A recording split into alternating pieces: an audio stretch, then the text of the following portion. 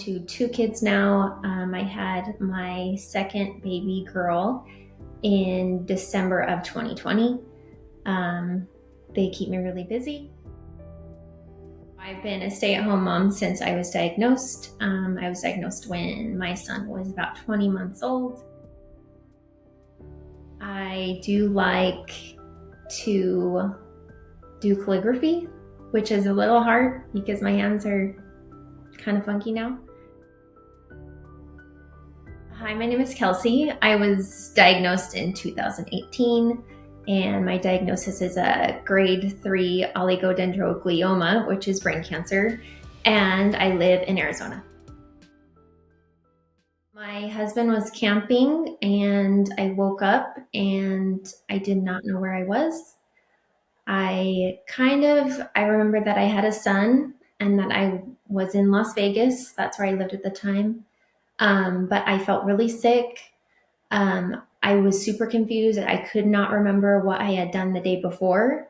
It turns out I had driven to his campsite and given him, like, he forgot something. So I had drove out to give him something, but I could not remember any of that.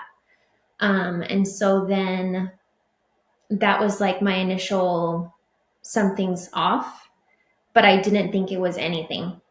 And then thankfully, my husband's dad, my father-in-law, is a doctor, just a family doc. And so he was like, let me call my dad, because I called my husband and I was like, I don't know what's going on. I'm like panicking. I don't know what's happening. And so I guess his dad had said, go see a neurologist just to be safe. Obviously, he knew those were neurological symptoms. I had no idea. My husband had said, my dad thinks you had a seizure. And I was like, oh, my tongue does feel kind of sore. So what they kind of thought, they still obviously don't know because I was asleep and no one was there, that I had a grand mal seizure. I had bit my tongue. And then I had come to, that had obviously woke me up. I had come to, and then I just again, was super confused, super nauseous, didn't really know what was going on. I went to see a neurologist and he had me I walk down a straight line, a sobriety test, and do weird things with my hands and name things like, this is a pen, this is a whatever. And he was just like, you seem totally normal. You're like really healthy. Like, I can't really see anything coming of this, but we'll order an EEG and an MRI. About a week later, I had my EEG and that came back normal. And then probably a week or two after that, I had my MRI of my brain, and I had it done and they literally called me like 30 minutes later because they sent the report over stat to their office saying like, this is like, she has a mass on her brain. And so from there they were like, well, it might be MS, it might be something else, but usually MS is like spots on your brain. I don't know if you know anything about MS, but it wasn't MS. They knew it wasn't. I think I don't know if they were just trying to give me, they just didn't want to tell me what was exactly wrong because they aren't oncologists and they aren't neurosurgeons. And so they really couldn't tell me. So I don't blame them whatsoever, but they were just, okay, we're going to send you over stat to oncology and stat to neurosurgery to get appointments with them. So then from there, I saw my oncologist and he was just like, hey, we just need to get this out. And it wasn't a neuro-oncologist, it was just a regular oncologist there in Las Vegas, just because they don't have any neuro-oncologists there. And I was like, okay, sounds good. So then I saw the neurosurgeon and then they were like, yeah, we obviously do need to get it out. Apparently it was like the size of an egg, so about this big. And then they were like, we'll call you and then we'll schedule you for surgery. So it wasn't super urgent that they got it out, I don't think, because they didn't think that it was cancer. So the neurosurgeon was basically, I'll bet you $1 million this is not cancer. I bet you that's either like grade 2 or below, or just benign, and we'll get it out. And because you're just so young and so healthy, they just really didn't expect it to be what it was. The day before, I mean, it's like super heartbreaking. Like basically, it's almost like I had to say goodbye to my son because I didn't know what was going to happen. I didn't know. Like, I'd never been through a major surgery before. And so I really was like, this might be it. I don't know. And maybe that's crazy to think, but I mean, it's brain surgery. It's not like it's your arm or your leg or like, and when people, this is so sad, but when people like say, oh I'm like so worried about my dad or whatever having ankle surgery or whatever, I'm just like, that is nothing to brain surgery. It's just like, this is huge. And then like I could come back and they would even say like we had to take more of your brain out than we anticipated. So like I could be a totally different person. Like he may not even know me as I was. I could have like had, my tumor was in my motor strip. So I just had to have all these like really, I guess, grand expectations for what like might happen just because I didn't know. So, and they were like, yeah, if we have to get into your motor strip, like we'll try really hard to make sure you have function, but like we can't guarantee any of that. And so it was just a lot of, I mean, it was so like hardest time of my life. So I am religious, so it's just a part of just, you just trust that it's going to be okay, and know that if it's not okay, then it's all in the plan, I guess. I was in the ICU for I think 3 days. And I had like, so my head was shaved. I mean, you can kind of see where like my scar is basically right down the middle, and then it goes back here. My head was all shaved right here so that they could obviously remove.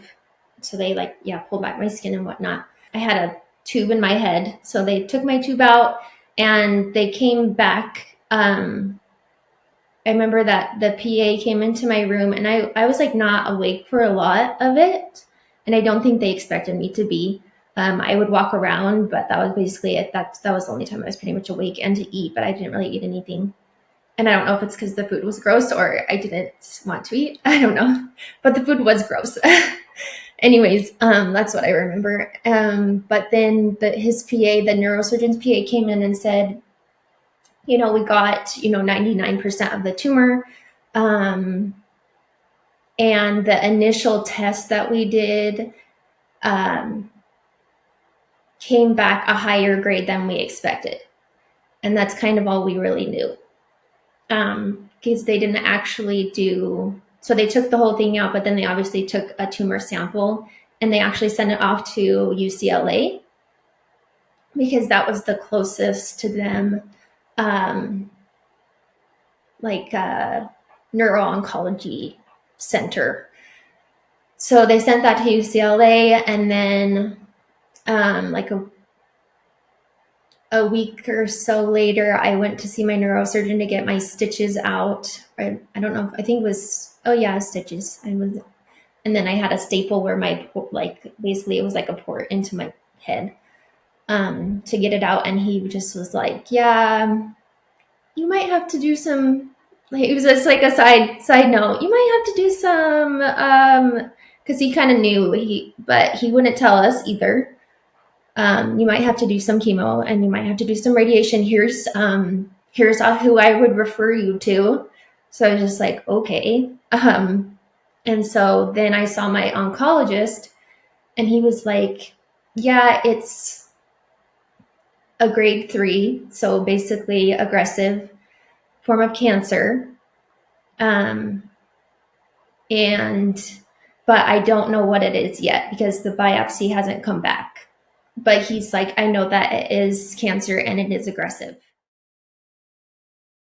I called Huntsman up in Salt Lake City. I have family. My sister lives up there, and I was like, hey, I know you guys have a good. It would be easier for me to go up there instead of to go to LA, just because I had family there, so I could stay. And so I was like, hey, can I come up and see you guys? And so then they kind of became my liaison with the biopsy. So it was really just, we waited, weeks, because first they sent the sample over and then it wasn't enough tissue for them to get the good reading on it. So they had to send more over. So like, obviously they had to go through the hospital, get my brain sample, like all these things. So finally,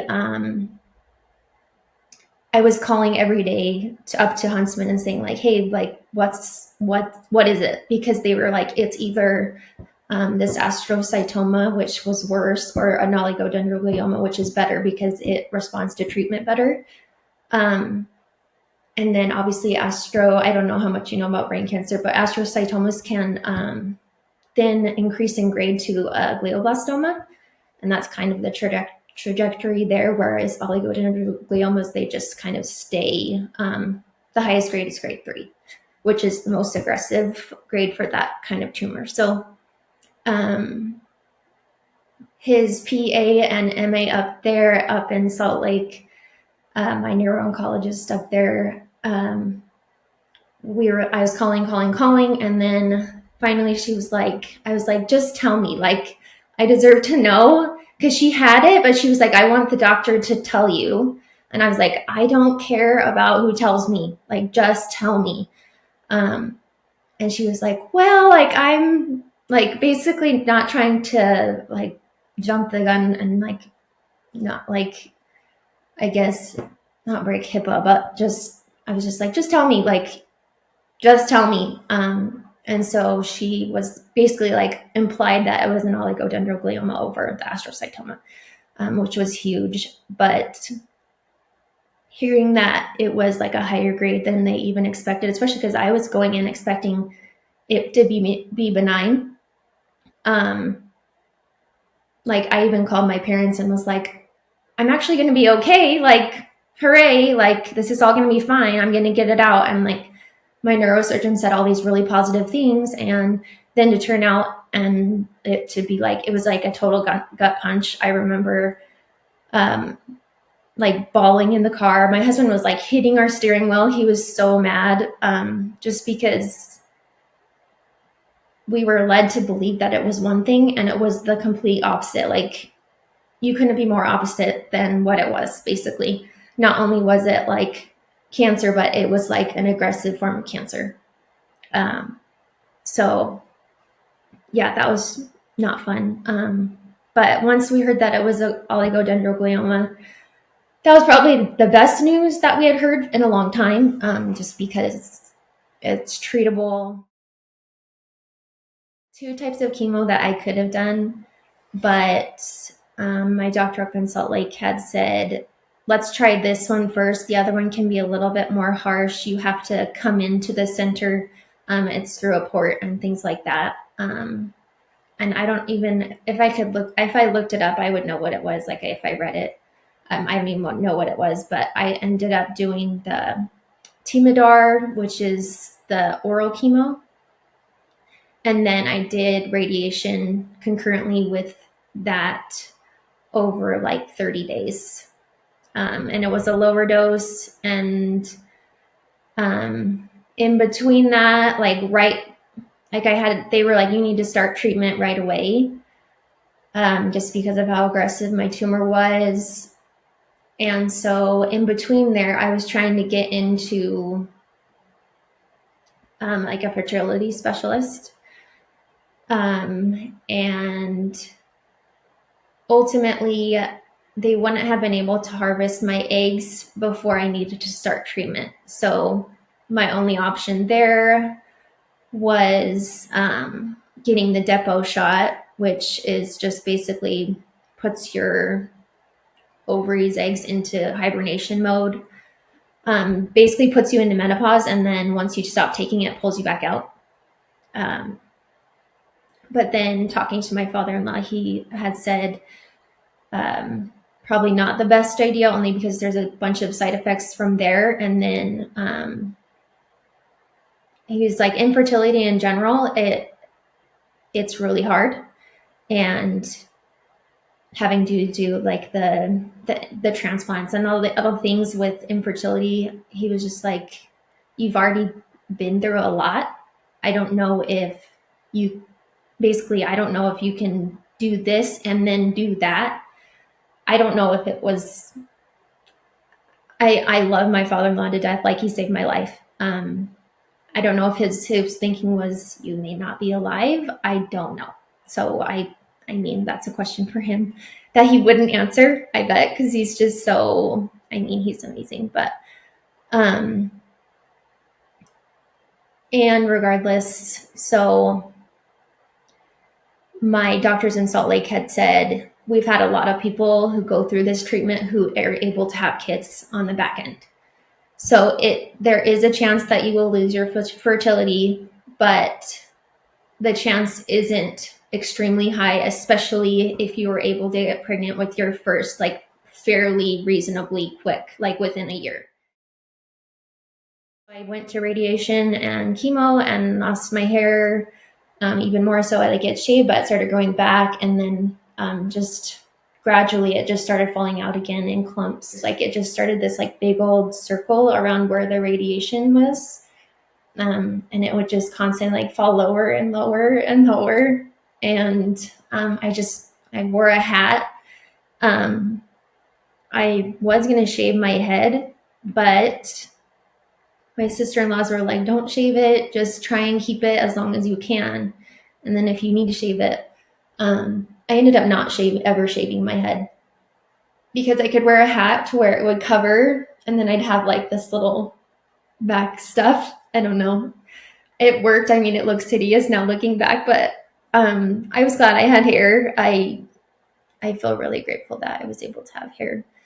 But then after that, so I did chemo and radiation concurrently, and then I went on a higher dose of the Timidar, and it was like a 365 something dose, whatever it is, and I was on that. So I did, I believe it was 5 days on or 6 days on, and then 21 days off. So I did that for 6 cycles. So my treatment ended in, I think it was January of, 2019. It's hard because obviously brain cancer does not have a cure. So it's really not an if, but a when. And so it's not like I can be 5 years and like then I don't really have to get scans anymore or be checked anymore. I have to have an MRI for the rest of my life every single year. And then if they see something, even just a little thing, like they usually typically will just watch it and wait and then see if it grows and then scan again in 3 months. And so I don't know, it really is, I think it's so interesting because like the further I get out from treatment, I feel like the more likely it is to recur. But at the same time, I'm only at a yearly MRI. So I'm like, am I going to know? Because I'm on anti-seizure medication, I'll be on that for the rest of my life also, even though I only had that one seizure, supposedly, right? So it's just, I'm like, shouldn't I be having them closer together just because of the likelihood that it's going to recur as I get further from treatment? I don't know. It's a question for my doctors. I don't understand it per se, but at the same time, it has gotten less and it's gotten better as time goes on. When I was first getting my 3-month MRI is that was debilitating. I do feel like I am more intentional with the things I choose to do, the things I put my time into, and what really matters and what doesn't, and even down to how I interact with my kids and how I interact with my family members and my friends, how I want them to know me, and remember me, and just make it so that when at the end of the day, this sounds morbid, but if I were to die, they would say, wow, and not in a judgmental way, just but wow, she's a really good person. And she really tried to help others and serve and do everything she could for her family. It's just all a balance of those good days and bad days that get you to the next day, and having that hope, knowing that even if I were to die, everything, it's all going to be okay. And I don't know, it's you've eventually, I feel find that peace sometimes. But yes, hope, it's a tricky word. Do I feel hope all the time? No, but I do feel it. And even if it's just barely there, just live life like you don't have another day, because you're never guaranteed anything, and be the person that you want to be, and really try to find gratitude and joy in little things that really are just sometimes people really take for granted, I think. And yeah, live like you're dying, live like, yeah, today's your last. And obviously I don't do that. I try, but it's hard to do that, right? You just think, oh, I got mad at my son for this, and it's well, what if I died tomorrow? It's just so hard. You can't live like that, really. You can't, because then you're just on this constant guilt trap of, oh my goodness, I did this, and now what if this, but really with with the best intentions, live yeah, that you might not see the light of day tomorrow.